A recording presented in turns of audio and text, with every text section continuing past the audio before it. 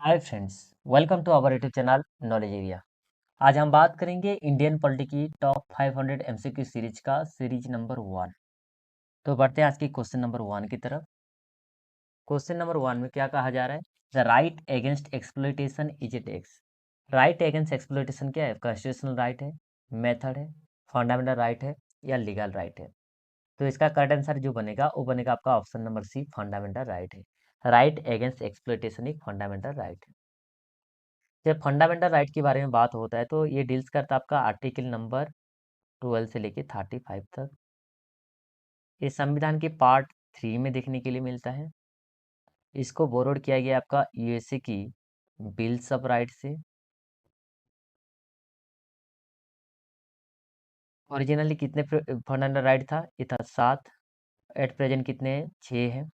पहला जो रहेगा राइट टू इक्वालिटी, जो कि रहेगा आपका 14 से लेके 18 तक। राइट टू फ्रीडम 19 से लेके 22 तक। राइट अगेंस्ट एक्सप्लॉइटेशन होगा 23 से लेके 24 तक। Then right to freedom of religion वो बनेगा आपका 25 से लेके 28 तक डील्स करता है। कल्चरल एंड एजुकेशनल राइट्स वो डील्स करता है आपका 29 से 30। देन 6 नंबर जो होता है वो होता है आपका कॉन्स्टिट्यूशनल रिमेडी, वो डील्स करता है आपका आर्टिकल नंबर 30। 7 जो था उसमें एक डिलीट हो चुका है, तो कौन सा है? Right to property. Right to property जो था वो डील्स करता था आपका 31 में, बट उसको डिलीट किया गया आपका 44th अमेंडमेंट एक्ट 1978 में। और ये आज की डेट में राइट टू प्रॉपर्टी एक लीगल राइट है और डील्स करता आपका 300 ए में। तो इसमें क्वेश्चन था राइट अगेंस्ट एक्सप्लॉइटेशन, ये डील्स करता है आपका आर्टिकल नंबर 23 से लेके 24 तक, जो कि एक फंडामेंटल राइट है। Okay, next, which amendment of the constitution is called as the mini constitution? कौन से अमेंडमेंट को कहा जाता है मिनी कॉन्स्टिट्यूशन? जो कि and was brought in during the national emergency in the year 1976, जो कि ब्रॉड किया गया था, तो लेके आया गया था कौन सी? 1976 में। उस समय क्या था? National emergency. ठीक है, नेशनल इमरजेंसी जो डील्स करता है आपका आर्टिकल 352 में। ओके, तो कौन से अमेंडमेंट को कहा जाता है आपका मिनी कॉन्स्टिट्यूशन? तो मिनी 54 को, 25, 24 या 42। तो इसका सटीक आंसर जो होगा वो होगा आपका option number D, 42nd amendment act 1976 को कहा जाता है आपका मिनी कॉन्स्टिट्यूशन। इसमें प्रेम्बल के अंदर 3 वर्ड यूज किया गया था। एक था आपका ऐड किया गया था, एक था आपका सेकुलर सोशलिस्ट, तीसरा है आपका इंटीग्रिटी। ये 3 वर्ड यूज किया गया था कहाँ? आपका प्रेम्बल के अंदर। ठीक है, 42nd अमेंडमेंट एक्ट 1976 में फंडामेंटल ड्यूटी को भी एनफोर्स किया गया था या आपका ऐड किया गया था, फंडामेंटल ड्यूटी, जो डील्स करता है आपका आर्टिकल नंबर 51 ए में। 51 ए में। और फंडामेंटल ड्यूटी को बोरोड किया गया आपका कहाँ से? यूएसएसआर से। ओके, टोटल फंडामेंटल ड्यूटी कितने हैं? 11 है, लेकिन पहले कितने था? 10 था। ठीक है, next, who certified the bill is a money bill? कौन सर्टिफाई करता है कोई बिल एक मनी बिल है या नहीं? तो किसी भी मनी बिल को सर्टिफाई किसके द्वारा किया जाता है? प्रेसिडेंट के द्वारा, वाइस प्रेसिडेंट के द्वारा, स्पीकर के द्वारा या प्राइम मिनिस्टर के द्वारा? तो इसका करेक्ट आंसर बनेगा ऑप्शन नंबर सी, स्पीकर के द्वारा, जो कि प्रिजाइड करते कहाँ? लोकसभा को। लोकसभा की मेंबर की संख्या होता है 545, मैक्सिमम जो होता है आपका 552। लोकसभा को कहा जाता है आपका लोअर हाउस कहा जाता है या हाउस ऑफ द पीपुल भी कहा जाता है। लोकसभा की कार्यकाल जो होता है वो होता है आपका 5 साल। टर्म जो होता है वो होता है आपका 5। प्रेसिडेंट को कहा जाता है आपका नॉमिनल एग्जीक्यूटिव हेड कहा जाता है। और प्रेसिडेंट जो होते हैं उनको कहा जाता है first citizen of our country भी कहा जाता है, पहला सिटीजन, प्रथम नागरिक। वाइस प्रेसिडेंट को कहा जाता है आपका ex officio chairman of Rajya Sabha. Ex officio chairman, Rajya Sabha की एक्स ऑफिशियो चेयरमैन किसे कहा जाता है? आपका वाइस प्रेसिडेंट को। प्राइम मिनिस्टर को कहा जाता है आपका रियल एग्जीक्यूटिव हेड कहा जाता है। किसे? प्राइम मिनिस्टर को। Okay, next, agriculture as a subject is include in which list of the constitution? Agriculture एक सब्जेक्ट है, वो कौन संविधान की कौन सी लिस्ट में आते हैं? देखिए, जब आप शेड्यूल की बात करते हैं तो 7 शेड्यूल में फेडरल प्रोविजन के बारे में बात किया गया है। फेडरल प्रोविजन क्या होता है? इसमें 3 लिस्ट के बारे में बात करते हैं। There are 3 list. एक होता है आपका यूनियन, दूसरा होता है स्टेट, तीसरा होता है आपका concurrent list.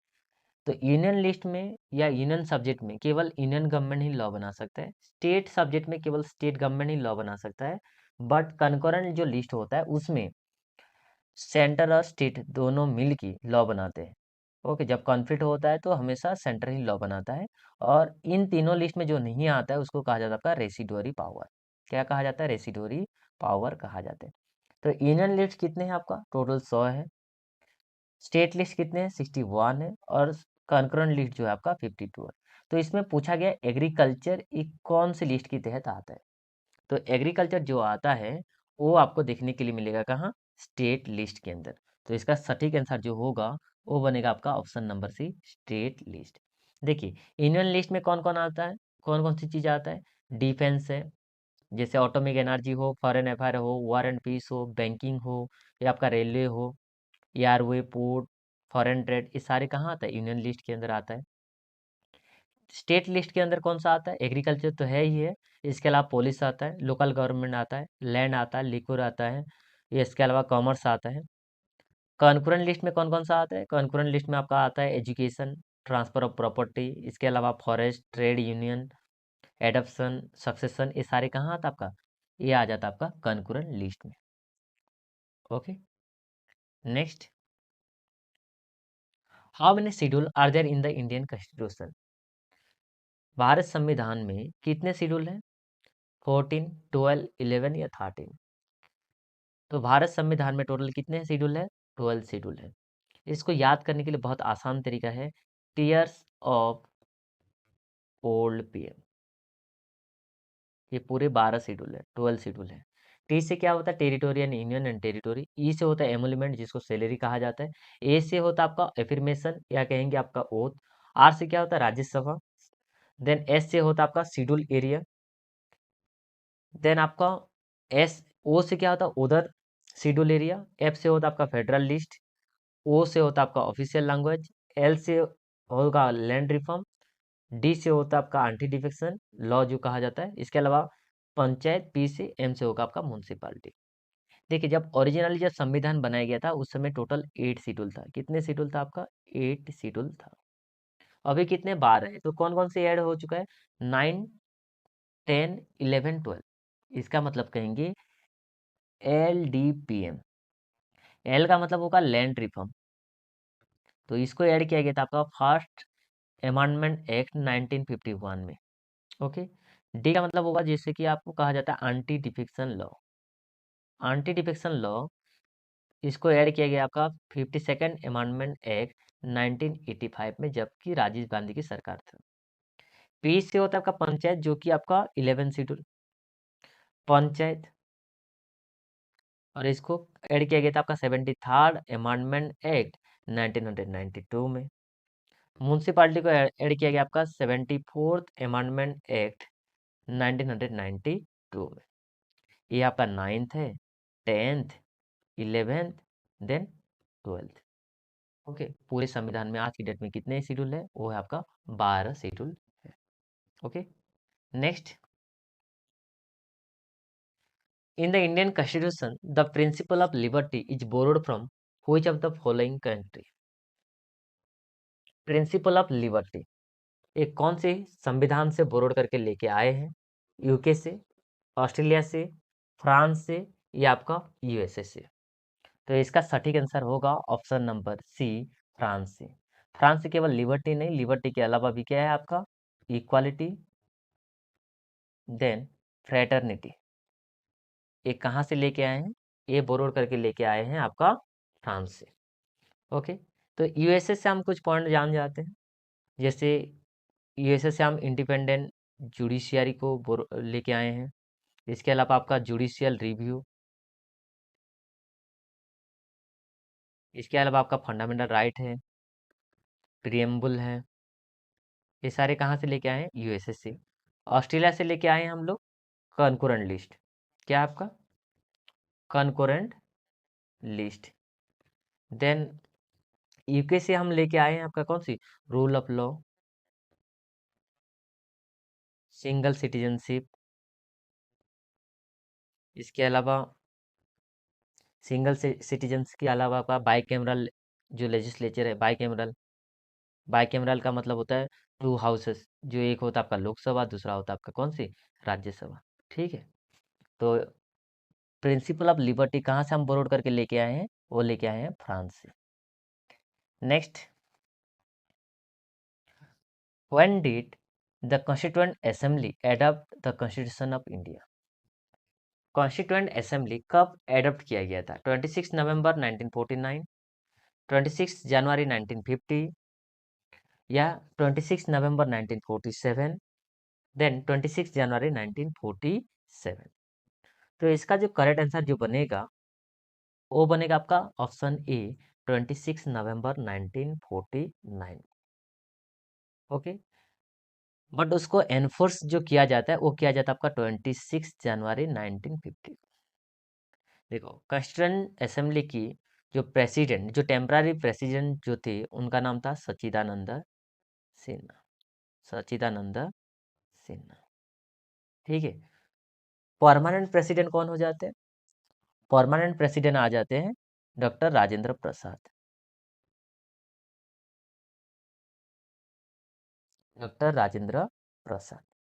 Okay. Constituent assembly की पहली सभा कब बैठता है? पहला मीटिंग वो बैठता है आपका 9 दिसंबर 1946 को।